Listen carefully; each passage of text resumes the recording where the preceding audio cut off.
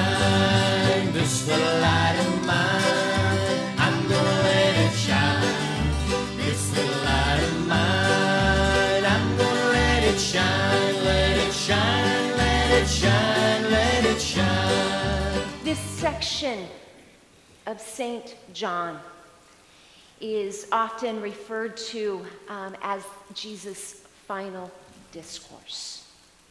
It's a greater section of Scripture.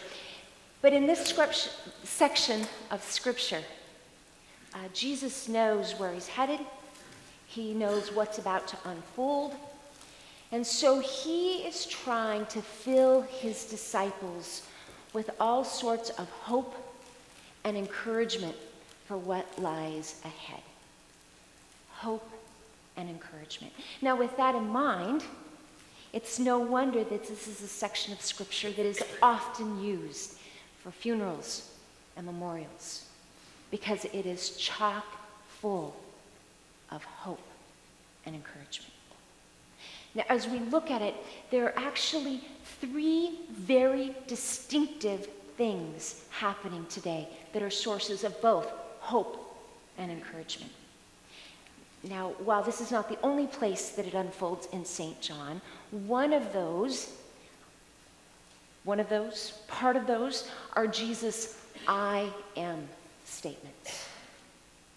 Today, Jesus says, I am coming, I am going, but when I talk about the I am statements, I'm talking about 7 distinctive statements in St. John that Jesus claims a major piece of what it means to be God.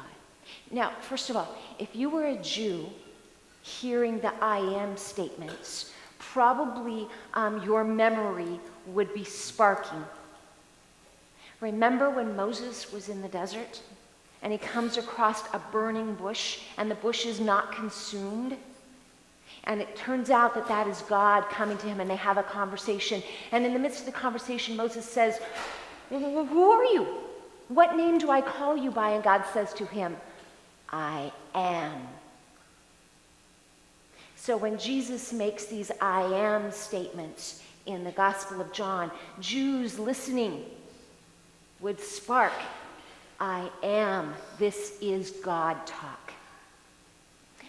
I am the bread of life, Jesus says.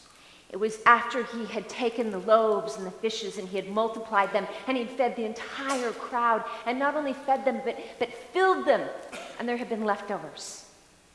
And Jesus says, I am the bread of life. When we think bread of life, we can think manna in the desert, God providing. We can think the Eucharist. But Jesus says to us, I am your daily bread. One of those I am statements also includes, I am the light of the world. Light is a gift from God. Light reveals. It reveals God. It reveals truth.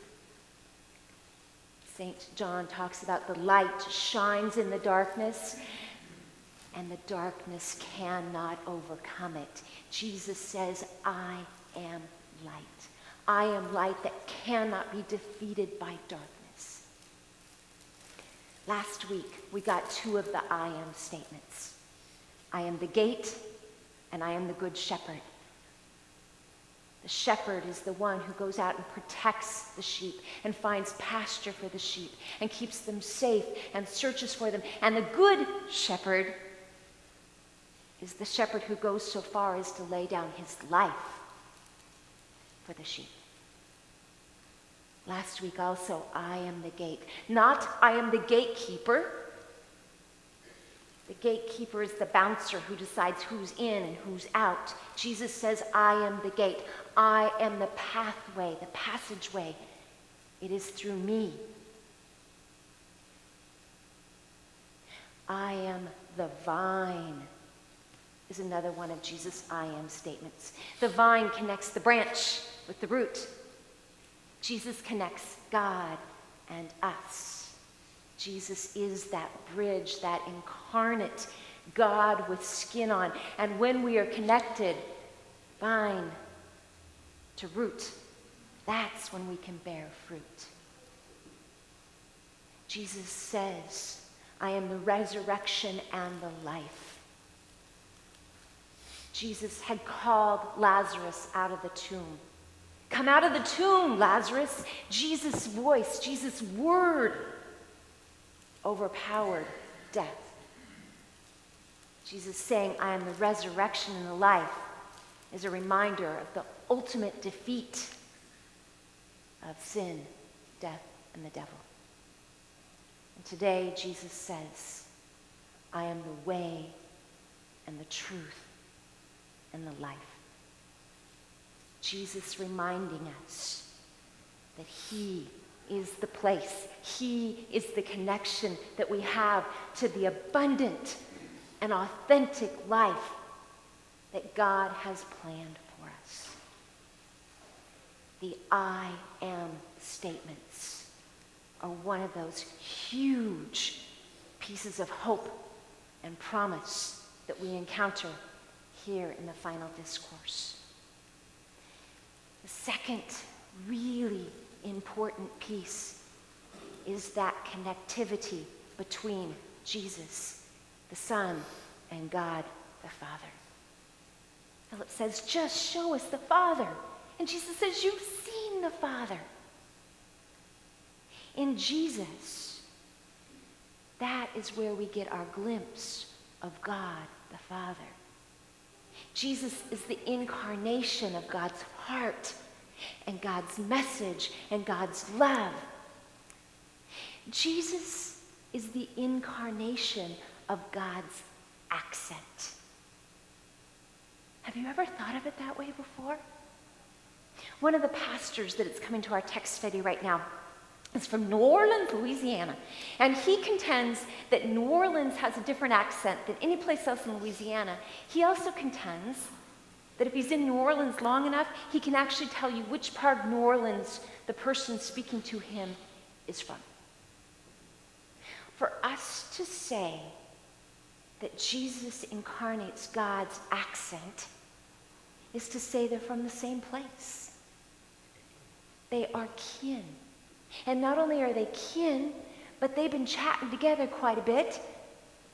And that's how they share this accent. The third leg of the hope and promise that we hear today is this peace that God does not send us out on a treasure hunt.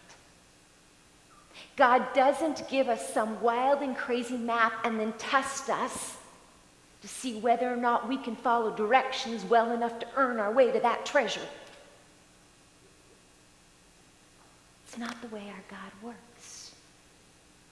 What we hear today in St. John really echoes Psalm 139, that we have a God who comes and takes us by the arm.